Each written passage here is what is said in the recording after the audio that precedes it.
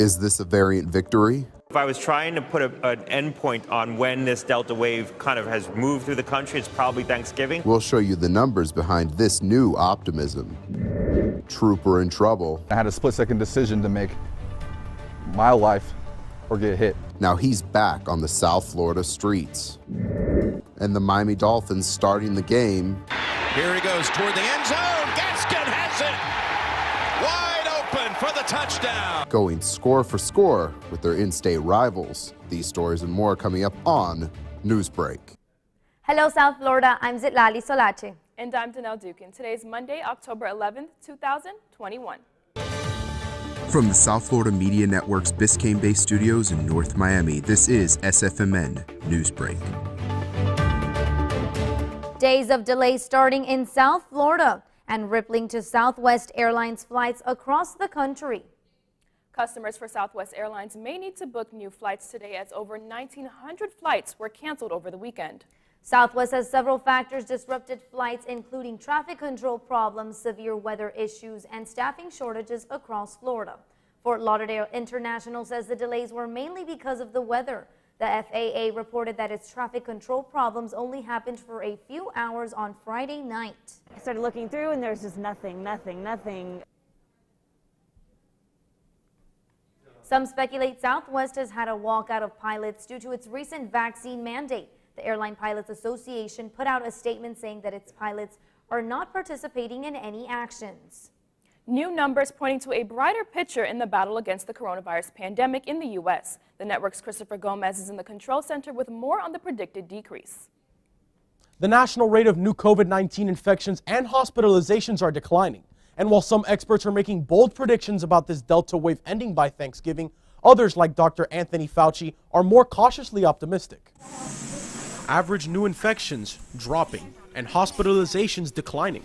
Positive progress that has some experts predicting the worst of COVID's Delta-fueled summer surge may be behind us. If I was trying to put an endpoint on when this Delta wave kind of has moved through the country, it's probably Thanksgiving. We're going to have hopefully a vaccine available for children. And at some point before the end of the year, we probably will have the orally available drug from Merck if things go well.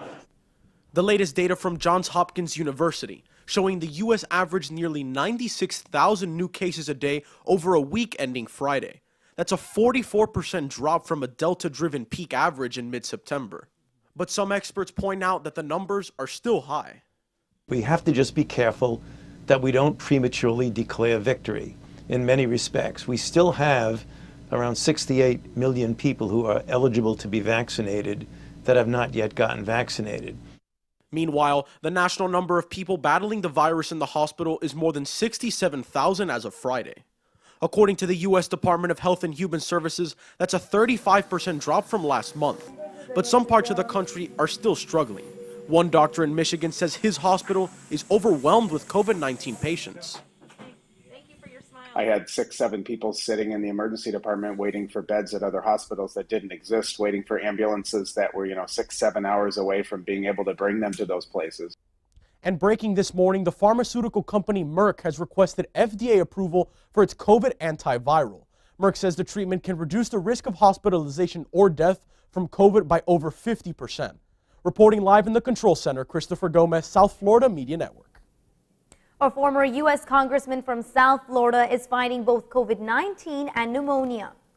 Republican Alan West has since moved to Texas and is running in the primary for governor. West saying on Facebook he did not get the COVID vaccine, but is receiving monoclonal antibody injections. The news came just hours after West's campaign had tweeted that his wife, Angela West, had tested positive on Friday for COVID. A man was beaten to death after witnesses say he tried to run over a group of people in California. It happened near Los Angeles outside of a sports bar. Investigators believe the man was retaliating after he was kicked out of the bar. After the impact, police say 4 men pulled the man out of his pickup truck and began attacking him. He died from his injuries. After nearly a month, the search for Gabby Petito's fiance, Brian Laundrie, is centered in a nature reserve near Laundrie's home in North Point, where his parents directed police to go look. But now police are describing Laundrie's parents' behavior as odd. The search for Gabby Petito's fiance, Brian Laundrie, continues its 4th week, with new details emerging about the period after Laundrie arrived back home without Petito. Northport, Florida police now revealing they were watching Laundrie during that period, but were limited in what they could do because he had not been charged with a crime. If you talk to a lot of people who have experience in law enforcement, the guy goes for a walk in the Carlton Reserve. He's not wanted for a crime. I mean, what are we supposed to do? We're going to go tree to tree, following him back through the woods? Police say they never spoke with Laundrie before he left the home, and they did not see or speak with him during their visit on September 11th, the day Petito's parents reported her missing.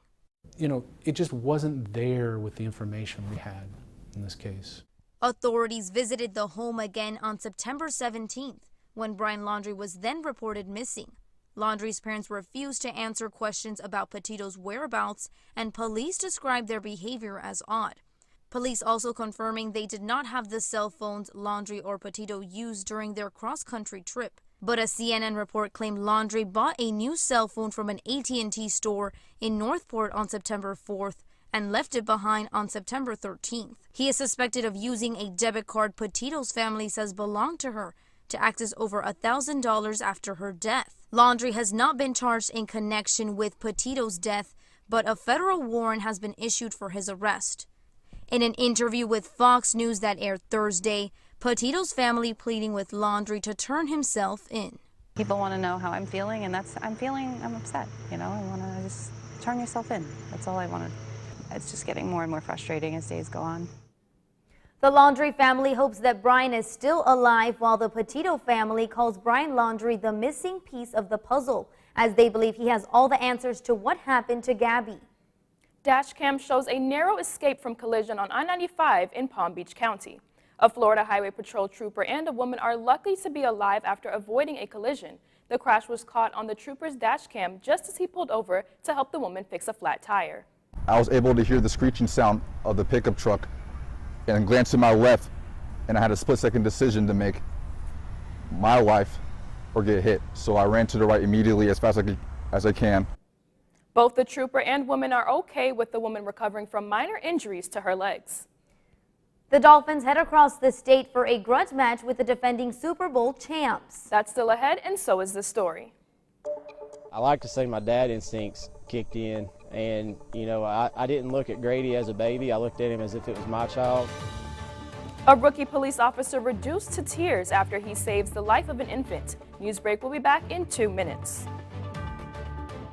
The family's visit to the forest inspired a beautiful question. Mother, mother, am I a tree? You tell me to stand tall. You tell me to stay rooted. I think I am a tree. My child, of course you are. But what kind of tree will you be? The kind to hug or the kind to climb? Doesn't matter what you choose, so long as you choose to be a tree that's kind. Make the forest part of your story at a park near you. Find one at discovertheforest.org. Last week, Brandon met a girl on a dating app.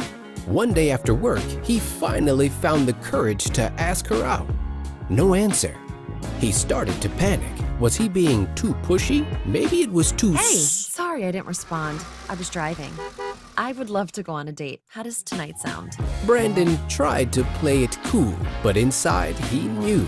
A girl so smart, so responsible. She must be a keeper. I help our fellows design their paths as creative entrepreneurs. My experiences serving startups, creative businesses, and cultural organizations, and my journey as a queer mixed immigrant with Haitian and Arabic roots, inform the co-creative environment we foster at Radcliffe. We leverage our collective diversity to encourage the building of lifelong personal learning networks and mindsets that stimulate continuous innovation.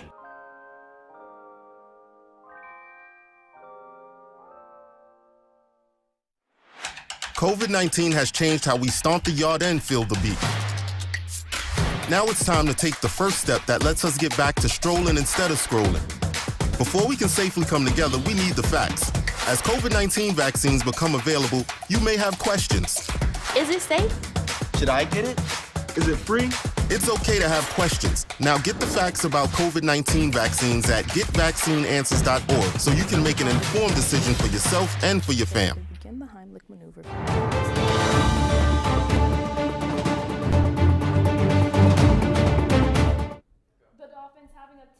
hit by the Bay on Sunday. They kept the game in Tampa close early, but just couldn't keep up with Tom Brady and his Super Bowl champion Buccaneers. Brady threw for 411 yards and 5 touchdowns as the Bucs blew out Miami 45-17. A rookie police officer in Arkansas putting his training and instincts as a dad to the test. Pottsville, Arkansas police officer Cody Hubbard was doing traffic control when he received the urgent call from dispatch. 3-week-old Grady was choking and not moving at all. He says he was careful to keep his composure until he was alone in his car. When I got back into my car, I could feel that feeling in my stomach that I was just fixing to, cry my eyes out. EMS has checked out the baby and it's doing okay.